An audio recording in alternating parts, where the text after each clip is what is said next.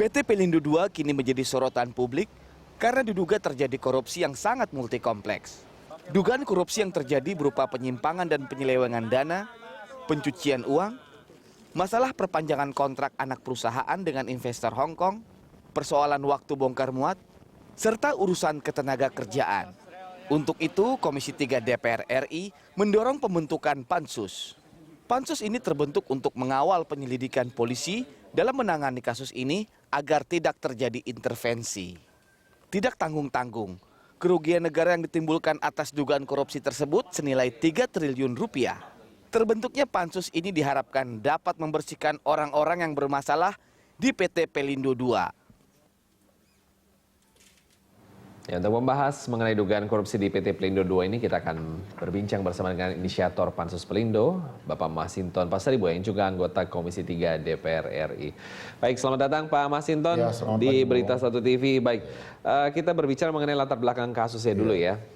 Data-data apa sebetulnya yang sudah didapat sejauh ini? Jadi informasi dan data yang kami terima ini berkaitan dengan praktek kolusi, korupsi, dan nepotisme dalam hal pengelolaan PT Pelindo II.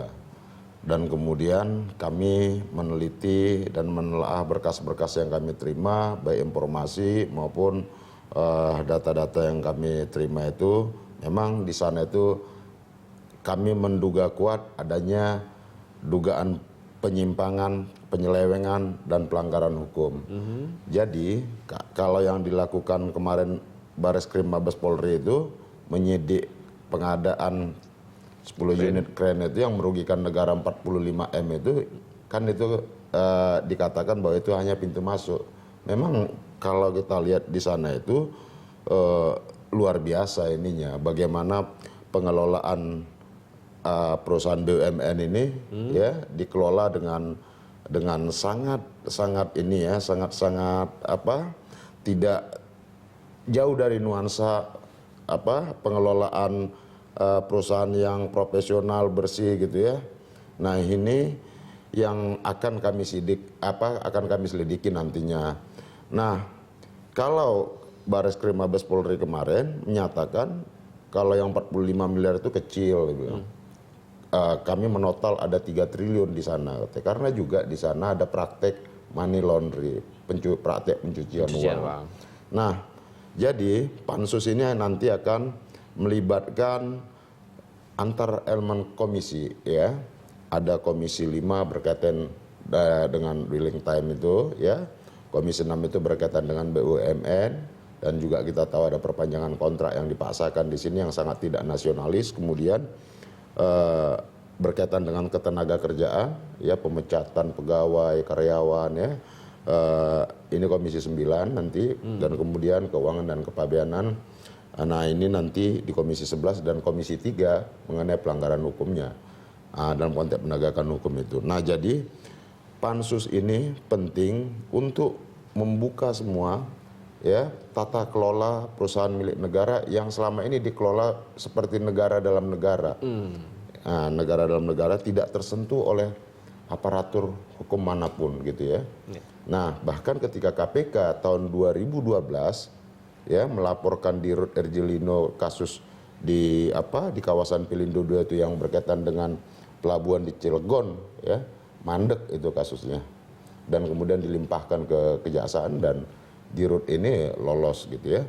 Dan bahkan kalau kita dengar percakapan pada saat digeledah kemarin itu, percakapan dari seorang Erjelino terhadap Sofyan Jalil itu salah satu poin pembicaraannya adalah kira-kira siapa sih yang geledah, terus kemudian tanya bukan KPK kira-kira gitu ya. Kalau KPK sih kita masih bisa mutusin dulu. Kalimat mutusin itu kan kalimat kesimpulan. Silahkan teman-teman mau simpulkan seperti apa kata mutusin tadi itu. Berarti bahwa selama ini bukan hanya menterinya saja yang diatur. Jangan-jangan juga kita menduga KPK juga bisa diatur. Kan gitu ya. Nah, ini kan bahaya. Orang seperti Dirut Erjelino ini sudah memposisikan dirinya itu di pelabuhan itu. Ketika kemarin kami sidak ke pelabuhan, kami membongkar cor-coran tadi, perilakunya udah sangat otoriter. Sudah semacam dewa. Kalau Pak Rijal Ramli itu udah kayak raja-raja kecil katanya. Nah, bagaimana mengelola sebuah perusahaan milik negara dikelola sangat tidak demokratis dengan cara-cara otoriter semau dia, dan itu kecenderungan untuk memperkaya dirinya sangat tinggi. Pelibatan kolega keluarganya dalam pengkaplingan lahan-lahan di PT Pelindo II itu. Bahkan kemarin yang kami bongkar bersama Menko Kemaritiman Pak Rijal Ramli itu, kami membongkar cor-coran yang itu menutup jalur kereta api ke dermaga Pelindo II. Yang itu sejak zaman kolonial Belanda sudah ada. Nah, jadi jalur kereta api ini ditutup sehingga itu ya pelabuhan bukan lagi tempat percepatan arus barang keluar masuk, tapi dijadikan tempat penimbunan. Ya, jadi ya, dan tempat penimbunan ini yang mengkelola itu ya di kapling-kapling. Yang mengkapling itu kan perusahaan-perusahaan yang kita duga ya memiliki kaitan dengan bisnisnya Direktur Utama RJ Lindo ini. Dan ya kita juga akan mengurai berkaitan dengan perpanjangan kontrak. Yang ini juga melibatkan yang namanya kolaborasi Direktur Utama dengan Menteri BUMN. Ini nih luar biasa. Bagaimana kalau kita lihat kemarin ya seorang dirut mampu ya dan berani menelpon menteri, mengatur-atur menteri. Dalam etika pakem dalam pemerintahan itu di atas dirut itu masih ada deputi. Kan gitu ya. Masih ada dirjen apa segala macam. Tiba-tiba ini dipas begitu saja dia telepon dan diatur-atur, anehnya begitu.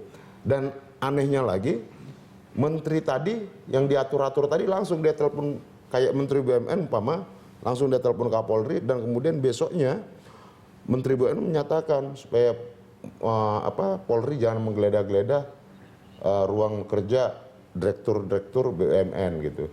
Nah, sekarang kan publik bertanya-tanya ada apa gitu loh. Ya kan, pasti ada udang di balik Pelindo dong. Seorang dirut ya dengan menampakkan kekuasaan yang penuh ya, ketika digeledah malah telepon-telepon gitu ya, dia tunjukkan semacam kekuasaannya ya dengan sangat arogan, bahkan itu dipertontonkan ke publik melalui media. Nah, ini yang harus kita urai. Dan informasi yang kita dapat selama ini memang udah seperti dewa, ya itu yang saya katakan tadi, ini diciptakan kayak negara dalam negara. Jadi kalau kita melihat miniatur tata kelola bagaimana negara dikelola sangat tidak demokratis itu seperti pada masa Orde Baru, miniaturnya sekarang itu ada di Pelindo II. Ini sudah mirip negara dalam negara. Pimpinannya itu yang bersifat otoriter itu yang namanya dirut tadi itu, dan dia membangun imperium bisnisnya di sana, dan itu semua ya benefitnya bukan buat negara. Nah, tapi kita untuk tahu orang-orang tertentu ya. Untuk orang-orang tertentu. Nah, akan kita bahas nanti selanjutnya di segmen berikutnya. Tetap bersama kami pemirsa, Dialog Jurnal Pagi akan segera kembali.